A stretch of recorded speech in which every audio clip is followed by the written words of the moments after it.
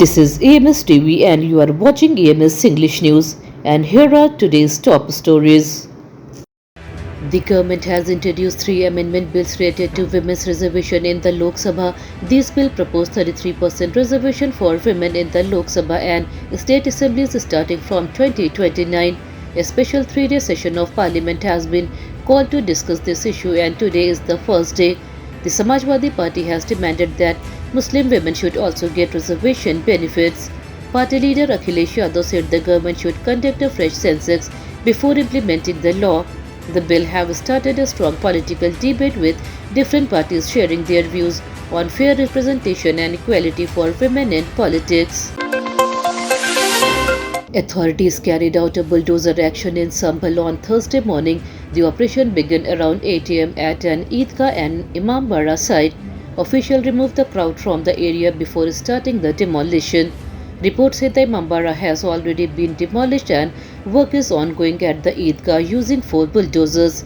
Heavy security has been deployed, including police from 5 stations and 1 unit of PSC. Officials are monitoring the situation closely to maintain law and order during the operation. A political controversy has started between Suvendu Adhikari and Mamata Banerjee. Adhikari accused the Trinamool Congress government of promoting Arabic culture in the state, saying it may weaken traditional heritage. In response, Chief Minister Mamata Banerjee urged the people of West Bengal to give a strong reply to what she called Delhi rulers. The statements have increased political tension ahead of elections. Leaders from both sides continue to attack each other, while the issue has now become a major topic in state politics. The Holy Kedarnath temple will open its door on April 22nd this year. The Char Dham Yatra in Uttarakhand begins on April 19th.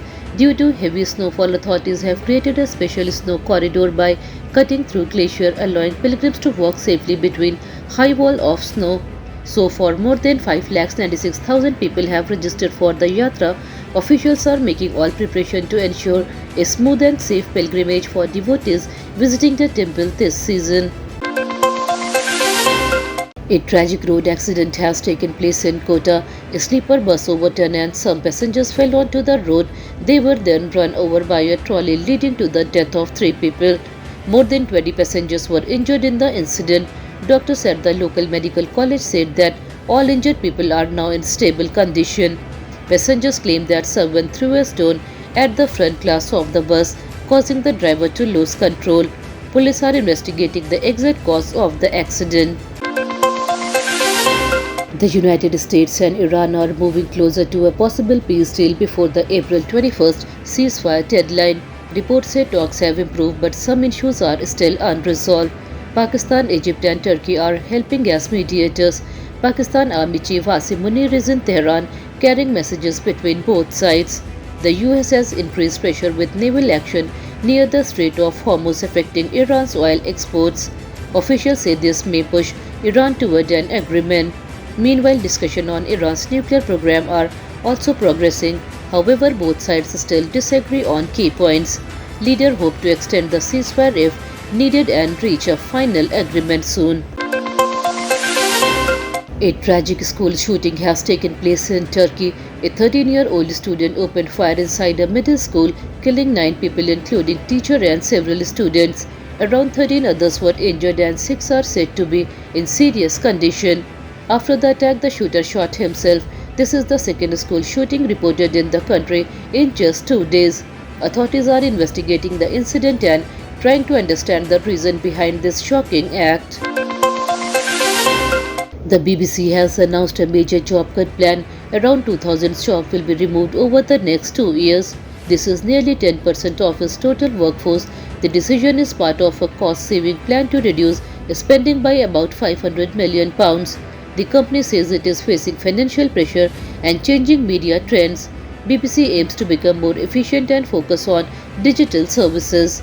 The move has raised concern among employees about job security and the future of public broadcasting. India's stock market is trading higher today, Thursday, April 16. The BSE Sensex has gained around 300 points and is trading near 78,400. The Nifty 50 is also up by about 90 points, reaching close to 24,300 levels. Experts say buying is strong in metal stocks, which are leading the market rally today. Investors are showing positive sentiments due to global cues and steady economic outlook. Overall, the market is moving in an upward trend during today's trading session. In Indian Premier League 2026, Mumbai Indians will face Punjab Kings today at Wankhede Stadium. The match will start at 7:30 p.m. with the toss at 7 p.m. Both teams are playing each other for the first time this season. Last season, Punjab Kings won both matches against Mumbai. However, overall head-to-head records between the two teams are equal. Fans expect an exciting and close contest tonight. A strong heat wave is affecting many parts of India, including Madhya Pradesh, Rajasthan, and Uttar Pradesh. Temperatures have risen between 40 degrees Celsius and 44 degrees Celsius over the last 2 days.